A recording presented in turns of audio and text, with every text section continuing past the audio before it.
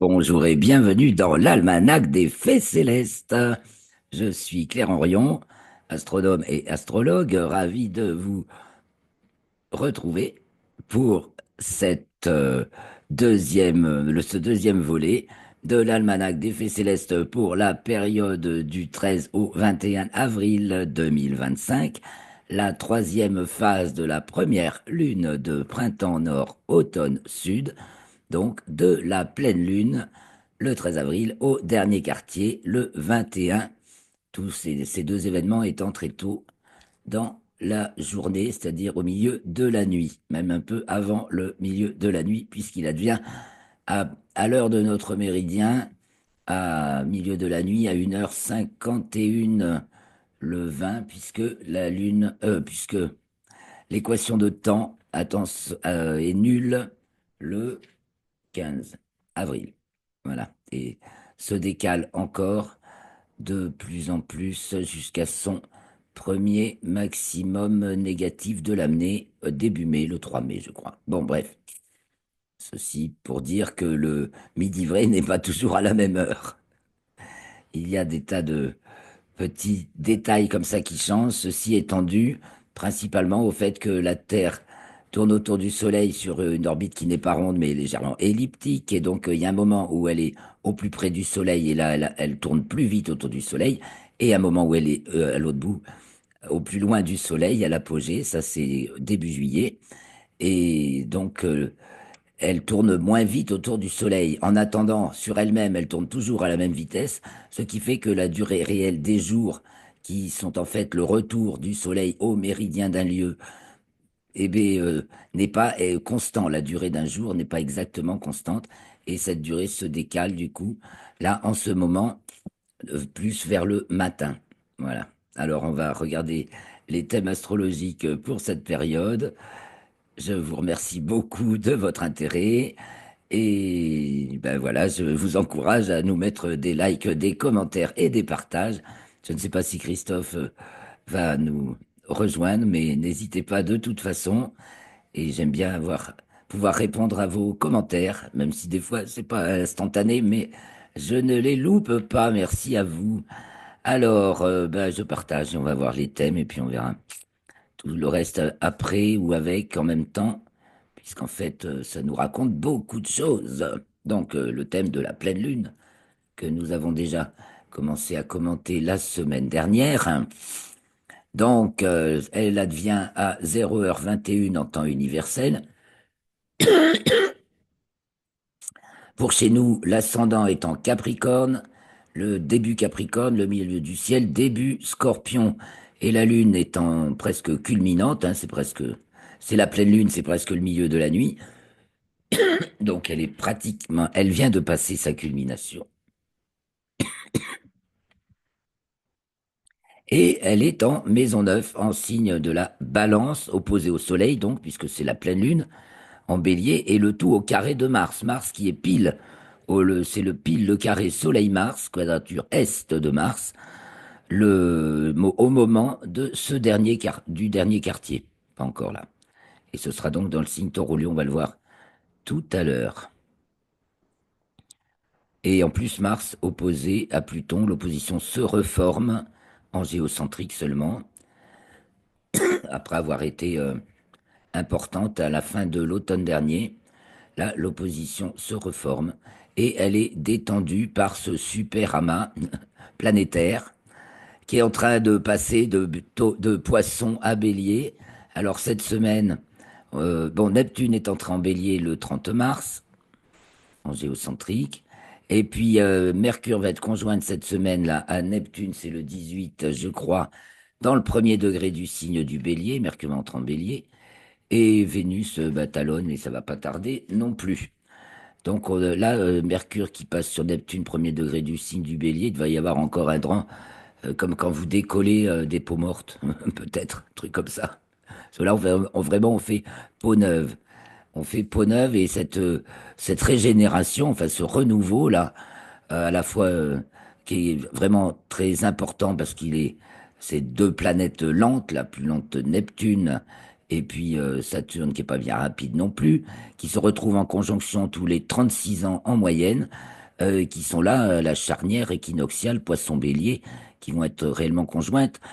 Ce sera dans le premier degré du signe du Bélier. Ça se produira euh, peut-être à plusieurs reprises en géocentrique, en novembre en héliocentrique et un peu plus tard en géocentrique. En héliocentrique, toujours une seule fois. Et donc, ça détend l'opposition Mars-Pluton. C'est tout le grand pouvoir. Tout le pouvoir est pris dans une grande tension. Hein, le grand pouvoir Soleil, Mars, Pluton, pouvoir de la représentation en Bélier en 3. Mars, pouvoir de l'existence, fin Cancer en 7. Et Pluton, pouvoir de la transcendance, début Verseau en 1. C'est cardinal, hein, tout ça, les amis. Euh, c'est vraiment radical, quoi. Et puis la Lune en balance. Balance, c'est apparition de l'alter ego, apparition de l'alternance, apparition d'un changement, quoi. Voilà. Donc on va vraiment vers un changement. Puis alors il est propulsé par Jupiter. Si, ça, les petits. C'est Jupiter, Gémeaux. Bon, bah, c'est au niveau de l'énergie, là, ça travaille beaucoup. Transmission d'énergie. Les Gémeaux, c'est vraiment la transmission d'énergie. Ah oui, à propos, je donne toujours le cours, là. C'était donc le dernier cours sur le zodiaque. C'était hier. Donc, vous pouvez découvrir le cours Astrologie. Il y a l'introduction et deux premières leçons gratuites que vous pouvez découvrir en suivant le lien que vous trouverez dans la description. Et puis après, si vous voulez vous engager, c'est quand même pas bien cher et vous allez apprendre des trucs extraordinaires. Donc là, on a fait un premier tour sur le zodiaque. La semaine prochaine, je vais proposer une conférence ouverte à tous, là, puisqu'on fera un petit voyage dans le système solaire avant d'aborder les fonctions planétaires. Donc, ça peut être une occasion de nous rejoindre si vous voulez. La semaine prochaine, petit voyage dans le système solaire, astronomique pour commencer, mais en même temps, on va déjà aborder le RET, puisque c'est en étudiant le système solaire, un petit coup sur le RET, hein, que en étudiant les rapports demi-grand axe, c'est-à-dire moitié de la distance moyenne enfin, distance moyenne de la planète au Soleil. Oui, c'est pas moitié de la distance moyenne, c'est distance moyenne.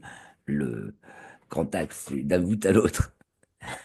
Distance moyenne par la gravité, oui, de chaque planète, et il a obtenu ce résultat, ce schéma, cette matrice d'une matrice dynamique des fonctions qui animent tout corps vivant, en fait, qui soit grand comme le système solaire, qui nous inclut, qui nous intègre, ou petit comme nous-mêmes, ou même encore plus petit, hein, à toutes les échelles.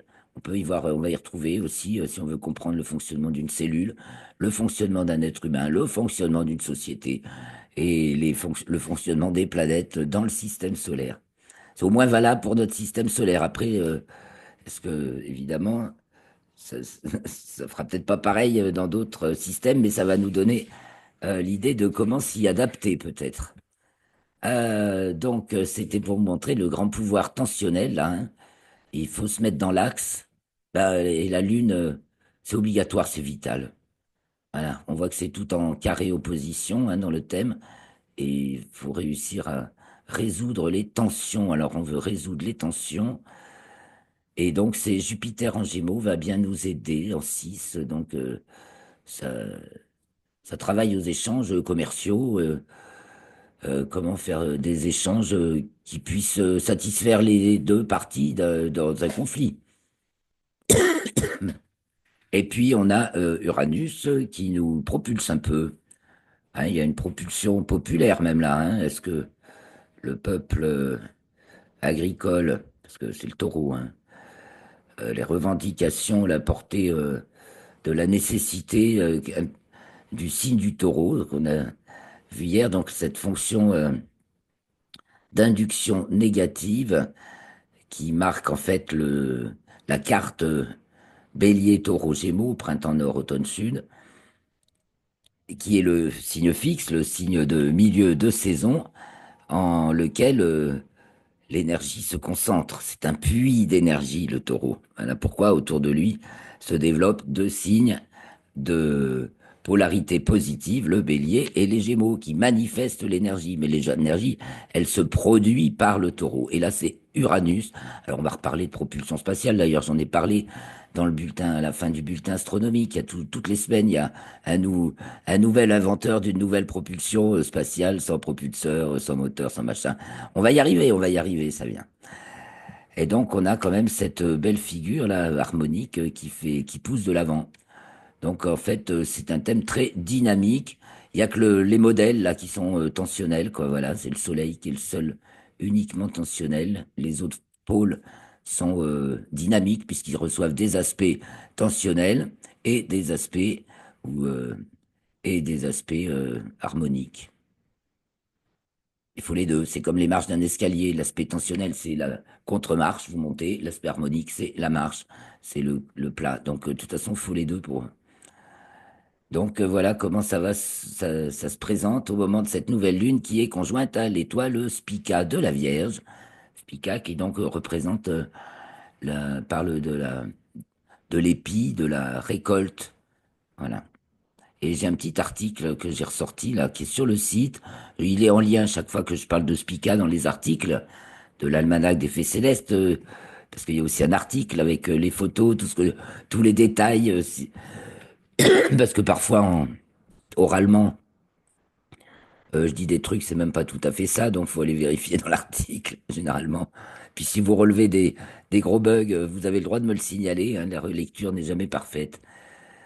Et donc voilà, j'avais fait au début, à un moment donné, j'ai fait une série d'articles sur les étoiles. Je me suis arrêté parce que ça faisait beaucoup de production, c'était dans les années 2012-2013. Et donc ça s'est déjà décalé hein, depuis. Mais enfin, les caractéristiques astrophysiques des étoiles sont de manière surprenante au début. Elles décrivent ce que les anciens décrivaient de ces étoiles. Donc c'est une étoile, c'est un système multiple et d'abord une double très serrée. Voilà. Bon, et c'est une étoile très brillante et c'est la 16e étoile du ciel par ordre de luminosité apparente. Voilà, légèrement variable et assez blanche, hein. C'est une étoile très très brillante et c'est une variable pulsante. Donc, vous voyez, toutes ces caractéristiques, un peu, ça vous dit un peu qui c'est cette étoile. Elle est pleine de vie, comme les pis de blé. Et elle nous enseigne certainement beaucoup de choses. Sur l'agriculture, justement, alors j'y reviens. On parlait de Uranus en taureau, et là, en maison 5, et puis harmonique, on dirait qu'il y a des euh, avancées. Donc, soit dans la propulsion, soit justement dans la production alimentaire pour une France autonome, par exemple, pour une meilleure souveraineté locale et nationale. En héliocentrique, nous avons toujours notre magnifique figure harmonique entre nos trois planètes de transcendance, Pluton, Neptune et Uranus. Neptune étant rejointe maintenant par Saturne et formant Saturne qui forme avec Jupiter toujours un carré aussi. Donc Saturne Poisson et Jupiter Gémeaux. Donc Gémeaux, c'est l'énergie qui se diffuse et qui se communique, c'est la communication d'énergie. En plus, ça m'a trigone à la Terre. Donc je sais pas, il y a une belle énergie quand même, hein, positive, constructive, et qui démonte la fin qui démonte l'ancien système. Là, c'est vraiment la fin du démontage. Ça se voit chaque semaine, on avance. Je trouvais peut-être que ça vient pas assez vite, mais il va falloir s'habituer au rythme au cycle des planètes, hein. Il n'y a que Mercure et Vénus qui font les événements rapides, hein. Donc là, Mercure va envoyer un petit souffle d'air, hein. Opposé Uranus, ah ben encore les médias et tout ce qu'ils racontent et tout ce que ça transporte. Bon, l'opposition est déjà passée au moment de la pleine lune, puisque Mercure est entré en Sagittaire, elle est au plus loin. On dirait que vraiment ça va nous encore des découvertes extraordinaires. D'ailleurs, une que j'ai pas eu le temps de mentionner tout à l'heure, par exemple sur l'extinction des dinosaures. Ça y est, il y a une étude qui reconnue qui remet complètement en question ce qu'on a cru jusqu'à présent. Et donc, c'est pas Ils n'auraient pas commencé à décliner avant la chute de l'astéroïde. A priori, ils sont restés en forme jusqu'à ce que l'astéroïde qu'on suppose les avoir euh, achevés, enfin, porté, porté tort à cette ère, voilà. Est-ce qu'on en est à un changement d'air aussi important? Euh, voilà, si on veut continuer à vivre sur Terre, c'est sûr que faut apprendre à faire la paix. C'est aussi ce que dit la Lune en Balance en 9. Et ça, c'est chez nous, les amis, c'est chez nous. Sinon, en héliocentrique, Vénus est en Scorpion. En plus, c'est quand même du sérieux, carré à Pluton. Ça veut dire que, et là, on est devant les problèmes vraiment les plus épineux, noueux, les points noirs, voilà, qui font les haines, hein, Vénus ou Scorpion, carré Pluton, les haines ancestrales qu'il est temps de balayer, quoi. Pluton est en Verseau, on peut espérer que c'est pas petite, ça va venir, quoi. Un vent d'apaisement. Mais bon, pour l'instant, c'est un peu surchauffé, là, hein. Le grand pouvoir tout en rouge. Ça chauffe Marcel. Alors, un petit tour sur les ingresses lunaires. Donc, le 25 avril, non, qu'est-ce que je dis? Le 13 avril à 13h53, temps universel, la Lune entre dans le signe du Scorpion, donc c'est peu de temps. Après, à ce moment-là, Uranus est culminant. Donc, là, les questions Uranus sur alors, gouvernance supranationale ou par exemple, enfin, c'est toujours ce qui est le, au-dessus des groupes. Voilà, ce qui va vouloir fédérer, mener tout le monde sous la même baguette. Donc, en taureau, en plus, on a dit induction négative, c'est le puits d'énergie. Donc, et Uranus, ça tire vers le haut. Donc, c'est comme si on voulait extraire de l'énergie pour se propulser. On a besoin et se donner de la masse. Alors c'est vrai que c'est ce qui crée la masse, mais c'est comme je suis en train de lire le bouquin de, je relis, je l'ai montré tout à l'heure, je le remontre, de Philippe Guillemant, hyperphysique des ovnis, qui propose des explications ben, de physiciens sur toutes les caractéristiques des très nombreux phénomènes ovnis observés, classés, et comment ça se fait, voilà, qu'est-ce qui peut faire qu'on voit que comme toutes les questions qui peuvent se poser, il y répond plutôt pas mal, et c'est vrai qu'on est dans une époque où on va commencer à aborder tout ça différemment. Alors continuons. Jupiter étant 10 fait un carré à notre amas fin poisson début bélier. Oh ben, surtout, non, à Vénus. Qu'est-ce que je raconte? 18 degrés à Vénus. À Vénus et à Saturne, à Vénus. Surtout. Oui, bah, c'est les petites guéguerres de plateaux, de favoris et compagnie. Là, ça baigne vraiment dans le sordide, comme on peut des fois le voir. Bon, le Soleil est toujours un pôle surchauffé parce qu'il a que des aspects rouges. Et il y a une grande croix qui se forme, toujours, ben, on l'a vu tout à l'heure, avec toujours notre grand pouvoir Soleil, Lune, Mars, opposé Pluton. Ben, ça a juste avancé un petit peu. Et maintenant, l'ascendant est début Vierge. Donc, ce qui marque le plus, c'est Uranus, là, Uranus Taureau. Il va y avoir des décisions qui se prennent de fait. Là, on dirait qu'on réoriente notre boussole, quoi. C'est carrément, on s'aligne sur le méridien. Uranus, pile au méridien, ça veut dire que c'est l'heure de sa culmination et il est soutenu par Mars d'un côté et puis Vénus et Saturne de l'autre et même Mercure également et même Neptune qui est passé en bélier quand même. Mais bon, donc ça, la Lune aille. Socialement, évidemment, s'il va y avoir encore des cris et des bavures, oui, c'est tendu. Mars-Pluton est toujours détendu par l'opposition, hein, qui se précise, est toujours détendue par notre amas. Donc, de toute façon, nous sommes dans le passage, dans le changement. Allons de l'avant. Cessons juste de regarder en arrière, de s'alarmer sur les bêtes et les méchants. Soyons du côté de la lumière. Et en fait, se tourner vers la lumière, c'est pas se tourner vers ce qu'on a déjà vu. Je refais un petit show du RET, c'est pas se tourner vers ce qu'on connaît déjà, le soleil, oui, c'est soleil, n'est-il pas merveilleux de se sentir piégé, voilà, alors qui définit effectivement notre espace hein, et qui cerne, qui nous permet de cerner notre espace et de voir des objets dans l'environnement. Mais en fait, justement, ça, c'est déjà le passé. Quand on reconnaît la représentation, c'est que ça a déjà été présenté. Nous, on est là au niveau de l'existence. C'est pas vers le soleil et le passé qu'il faut se tourner, c'est le soleil dans le dos avec ce qu'on a, tout ce qu'on sait déjà et face à nous, tout ce qu'on ne sait pas. Aller vers l'avenir, mais c'est ce qui va nous porter sur les meilleures lignes de temps. Voilà, son soleil, en fait, intérieurement, c'est sa foi. Son feu intérieur, sa foi. Donc là, tournez-vous vers l'inconnu, l'avenir. L'avenir, c'est Pluton. Et il y a plein de lignes de temps, justement, possibles. Et on va en chevaucher parmi les choix possibles. Il y en a une qui va ressortir, c'est Uranus. C'est la collective. Et puis, il y en a plein. Voilà, dans l'ambiguïté neptunienne, il y a plein de possibilités. C'est ce que Philippe Guimand, quand il parle de décohérence, petit à petit, j'essaie de comprendre tous ces concepts, moi aussi. Alors, j'avance dans notre semaine.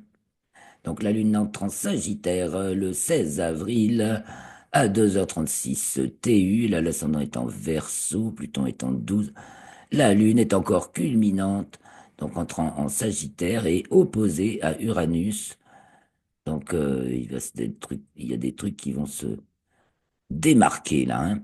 Et puis c'est pris dans un magnifique cerf-volant avec un petit asticotage du Soleil en Bélier en 2 ici et de Jupiter en Gémeaux en 4 ici. Vous voyez là, il y a, je dirais, de l'asticotage, ça grince un peu au niveau de la représentation justement des modèles. Et voilà,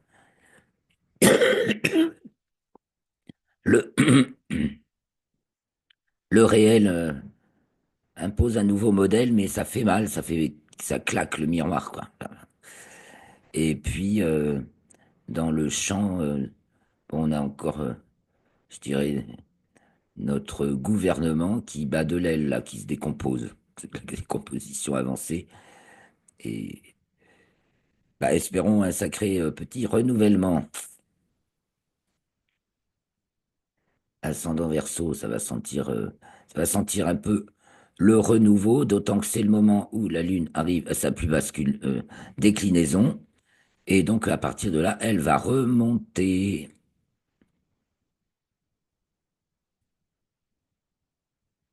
en hélio. Mercure fait un demi-carré à la Terre.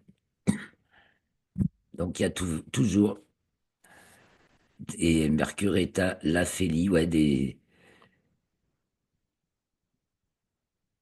nouvelles, des personnages qui dérangent. Mais il n'y a plus le carré de Vénus à Pluton. La Lune entre en Capricorne le 18 avril à 14h11. C'est donc dans l'après-midi, TU, donc 16h11 à nos montres. Là encore, le milieu du ciel est entre Jupiter et Uranus, donc on est dans la représentation intensive, et puis il y a aussi le Soleil qui est le maître de la représentation, le pôle principal, donc 9 et 10, ben, au niveau du temps, il devrait faire beau là, hein, a priori, avec Soleil, Uranus, bon, là-haut, et Jupiter, ça devrait être pas mal. Bon, c'est vrai que Mercure avec Neptune, ça nous fait beaucoup de vent, hein. C'est peut-être pas fini, ça fait beaucoup de vent et de tourbillons, tout ça. Toujours l'opposition. Ah ben ça y est, Mars est entré en Lion, donc s'oppose nettement à Pluton, et c'est encore au carré du Soleil. Donc on va avoir cette config toute la semaine, le grand pouvoir en grand carré. Ça, c'est tendu les amis, mais il y a le renouvellement qui arrive là, et voilà, la souveraineté s'impose d'elle-même là, fastoche. Et les autres, ils se cassent les gueules. Ceux qui étaient en vue, ils sont malmenés. Et là, il y a une souveraineté naturelle, taureau, qui a l'air de se mettre en place. Voilà, ça résout les impossibilités signifiées par Mars et Pluton opposés. La Lune entre en taureau, bah non, là c'est le Soleil, les amis. Le Soleil entre en taureau le 19 avril à 19h55 TU, soit 21h55. Donc ça c'est pour le mois du taureau, donc jusqu'au 20 mai. Et à ce moment-là, il est en maison 6, toujours au carré hanté de Mars et Pluton. Donc là, c'est nettement en signe fixe. Soleil entre en Taureau, Mars est en Lion, Pluton en Verseau. Je vous dis pas donc de l'induction négative pour le Soleil, de l'induction positive pour Mars et Pluton. Donc les conflits sont exposés. Et en fait, ce qu'il faut régler, c'est son, sa- son propre problème d'énergie. Il faut s'occuper, c'est en 6, il faut s'occuper de ses affaires, de ses petites affaires domestiques. Et nous avons Uranus en 7, magnifique, toujours harmonique, en petit sextile à Vénus et Saturne. C'est du sérieux et c'est gentil, hein. Là, je sais pas, ça paraît faire du bien, ça, hein. C'est une souveraineté naturelle qui a l'air de s'affirmer en maison 7, là, de se présenter. Tandis que en 8, Jupiter en Gémeaux ben, est toujours en carré, donc ceux qui s'agitent là dans la cour, la cour de leur Élysée, qui est bien piètre, ils, ils prennent cher quand même là. Ils sont de pire pitre, pire en pire, quoi. Et l'ascendant est en Scorpion, ça va louper personne. Que se passe-t-il? Vénus est opposée à Uranus, ok. Scorpion Taureau, donc des sélections, de nouvelles élections, sélections. Et, ah ouais, à propos d'élections refusées, interdites, peut-être va y avoir du nouveau à ce sujet. Et Mercure est bien dissonante en Sagittaire, donc encore peut-être beaucoup de mensonges et de falsification d'embrouilles pour maintenir un pouvoir. Bon, voilà. Jupiter Gémeaux, mais on a déjà dit que justement, tant que Jupiter est en Gémeaux, ça nous parle des contrées menées par le signe des Gémeaux, et entre autres la côte est des États-Unis, l'Italie également. Bon, j'ai pas trop d'autres idées en tête là, mais c'est à ces deux-là que je pense. Vous pouvez remarquer que l'Italie se démarque nettement de l'Union européenne ces temps-ci, justement, et ainsi que les États-Unis. Donc d'un côté, Jupiter Gémeaux rafraîchit les relations, hein, il n'y a pas de problème, il fait circuler de nouveaux petits courants d'air et il y a de nouvelles formations qui sont en train de se créer et qui finissent de désagréger ou faire oublier les anciennes. Et puis il y a ce beau trigone de la Terre qui rentre en Scorpion, rentre dans les choses sérieuses, les amis. Soleil, Taureau, Terre, Lune, Scorpion. Et donc c'est pour le mois de mai tout ça. Et après, on revient à la Lune, enfin depuis le 19 avril jusqu'au 20 mai. Je reviens un tout petit peu dessus, du coup. Voilà, ça va nous guider pour le mois de mai. Bon, normalement, c'est plutôt du beau temps, hein, je pense, globalement. La Lune est en Capricorne, en 2. Ah, ça peut nous mettre un peu de fraîcheur, voire d'humidité. Il n'y a pas que du beau, peut-être un peu d'orage, surtout avec Jupiter, hein, possible, et peut-être du vent, parce que tout ça, c'est un peu venteux, mais Pluton, là, voilà. L'axe des vents, il y a Mars et Pluton. On peut avoir des mauvais vents, hein, par moment. Attention, il y a encore des produits qui sont balancés dans le ciel, hein, on en ramasse. Et puis, la Lune entre en Verseau le 20 avril à 23h21, soit le 21 à 1h21. À ce moment-là, bah, donc, elle est tout près de Pluton. Elle va juste y être conjointe. L'ascendant est fin Sagittaire. Le Soleil est au fond du ciel. C'est pratiquement le milieu de la nuit. Seul Mars est encore au-dessus de l'horizon. Et donc là maintenant, c'est une opposition le Mars à Lune Pluton. Et donc ça va être vraiment le moment de résoudre les problèmes épineux et de trier dans... Voilà, enfin, c'est pas le tri là qu'on fait, c'est... Le tri, c'est au Scorpion, mais de se débarrasser, d'affirmer une nouvelle existence. Une nouvelle existence s'affirme. Mars est entré en Lion, encore en 7. Oh, c'est un 6 localement. Voilà, c'est 6-12 localement, détendu par la 2, donc Pour la météo, c'est un peu dépressionnaire a priori, mais pas que. Et puis pour les, les soucis vraiment épineux, quoi, hein, les épines difficiles à enlever, c'est vraiment le sens Mars-Pluton. Il y a un truc qui pique les clous, quoi, hein. Quand c'est qu'on arrache les clous, qui nous crucifient, les amis. Bah peut-être en ce moment, là, on avait vu la belle croix du grand pouvoir, là, qui est encore Soleil, Mars, Pluton, avec la Lune, et on détend, et peut-être que ça va commencer à aller mieux. Ça dépend de nous, et puis on a toujours cet Uranus magnifiquement harmonique en 5 toujours en taureau. Ah ben, si vous êtes spirituel, vous comprenez dans quel sens ça tourne, vous avancez, c'est la joie quand même, hein, vous êtes transporté. Voilà, laissez-vous porter, transporter, hein, Neptune en bélier avec Mercure qui vient de passer dessus, monter sur le tapis volant et en voiture Simone, hein. Voilà, et avec la Lune et Pluton entrer dans les mystères de, de l'invisible et de la propulsion par les secrets du monde invisible, justement, qui se trouve qui représente la moitié, l'hémisphère du non manifesté, l'hémisphère du monde manifesté. Manifesté, espace-temps, non manifesté, structure, énergie. Et nous arrivons au dernier quartier, donc c'est avec ça qu'on va s'arrêter. Dernier quartier, la conjonction Lune-Pluton, parce qu'il advient juste après l'entrée de la Lune en Verseau, à 1h35 TU. La Lune est donc conjointe à Pluton à l'ascendant, bah ça marque bien le coup, hein. Opposé à Mars au descendant, bien sûr, avec le Soleil en maison 3, mais c'est Uranus qui est au fond du ciel, qui ne détend pas complètement l'opposition, non, c'est par contre notre amas poisson, c'est les poissons, poisson bélier, ah, c'est surtout Neptune, Mercure, qui sont donc en bélier, donc là on a que des signes force d'excitation, attention, il y a de nouvelles orientations qui sont prises, vraiment des choses qui vont dérouter tout le monde, certainement. Il y a la grande, des liens, des nouvelles initiatives qui vont vraiment dérouter le monde. C'est confirmé d'ailleurs par Uranus au fond du ciel. Alors ça, ce dernier quartier, donc c'est pour clore cette semaine. Ah, il n'est pas piqué des hannetons, hein. Tout ça, c'est en deux.